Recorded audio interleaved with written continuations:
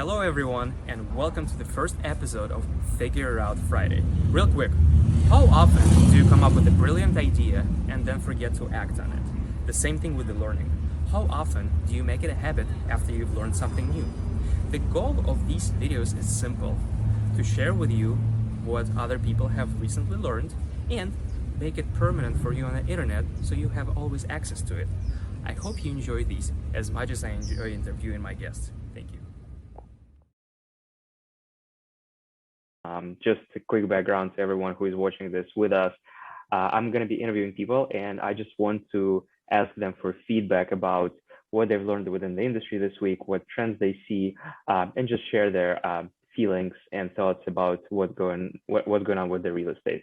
So, Ron, obviously, you are a veteran of real estate. That's what I like to present you as. You've been in real estate for 30 years, and this industry constantly changing. So obviously there are cycles and things repeat itself. But what did you learn about real estate this week? What is there anything has shocked you, or anything that you want to share with everyone who's going to be watching this? Yeah, actually, I've had a big takeaway this week, which I think that my mind and what I've been thinking over the last few months has been moving that direction. But I think it became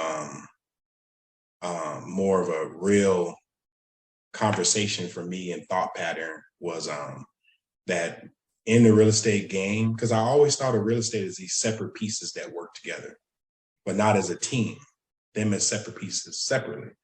But I'm realizing that as this new evolution in all of the different software and all of the different technology that you can use nowadays, and with all the, I wouldn't call it volatility, I would say that, like you said, when you introduced me, you said that there's been cycles in it.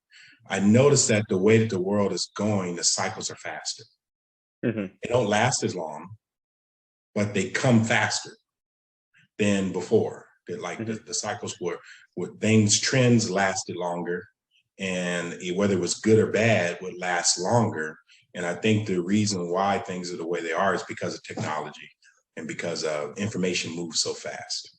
And to get to the point of what I believe is happening, and where I think that people should be in the market in order to make sure that they're going to feed their family, things are going to be good and well with them, and they can stay creative, is you have to think of it more of a team sport.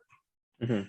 I don't think that real estate agents should be only real estate agents. I don't think that mortgage officers should be only mortgage officers. Mm-hmm. I don't believe that investors should be only investors.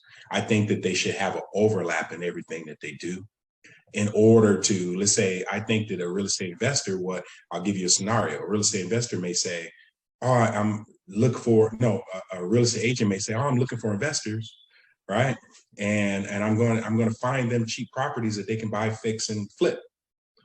I believe that the real estate agent should not only look for investors, but they should flip some of the houses themselves for themselves as well, and become good at that.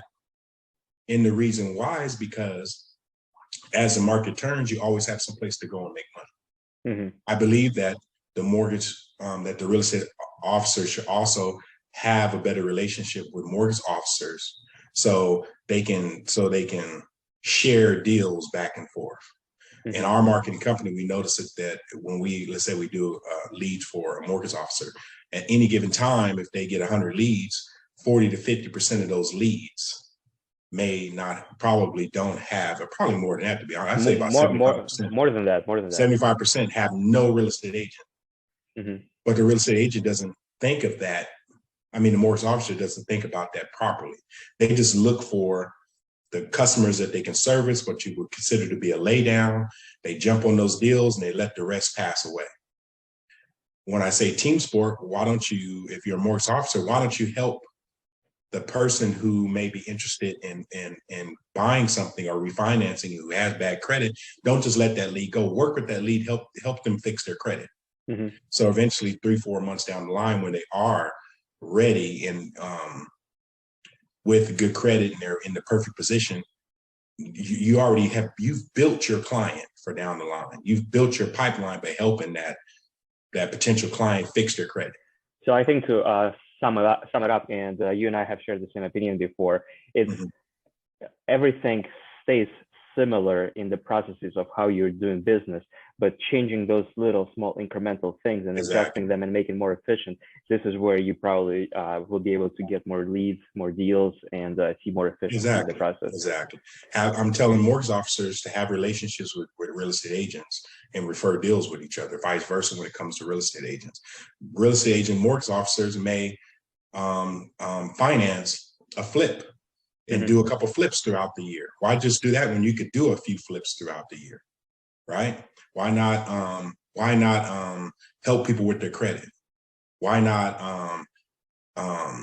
what I'm saying is have a holistic approach to your business and make it Mm-hmm. a team sport. Build a network of people who can integrate together and all refer business, work together, um, and you're always making money regardless of what the market's doing. If you're only in one facet of the business and that facet goes away, when it goes to the left, you're sitting there trying to restructure. What am I going to do now?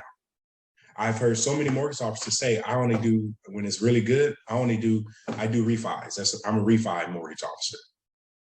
That's not smart. Be a refi, be a purchase, be a non-QM when things are good.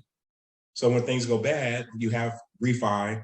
You maybe refi goes away, but you have purchase and you have non-QM loans that you can still do. In the meanwhile, maybe you've built up 20 investors that you can do financing for throughout the year. Because investors buy more properties when the market's bad, they don't go away. They don't say, okay, let's take a vacation like I know mortgage officers do. They say, let's go start going to buy property now because Yeah, they expect things to be cheap. So, understood. So no, thank you for sharing this. I do believe this is going to be very helpful for everyone just to hear this, and I think it's common sense, obviously, that people have to be moving and constantly adjusting to the new things within the industry. But I think the main takeaway here is just to constantly keep that in mind and to keep constantly going after those little opportunities that you just keep forgetting. So thank you, Ron. I think everyone who's going to be watching this is going to get energized from this. And obviously, as you all know, if you need any help, feel free to reach out directly to me or to Ron for any advice or any question you might have. And I'll see you guys again next Friday. Happy Friday, everyone. thanks, guys. Bye.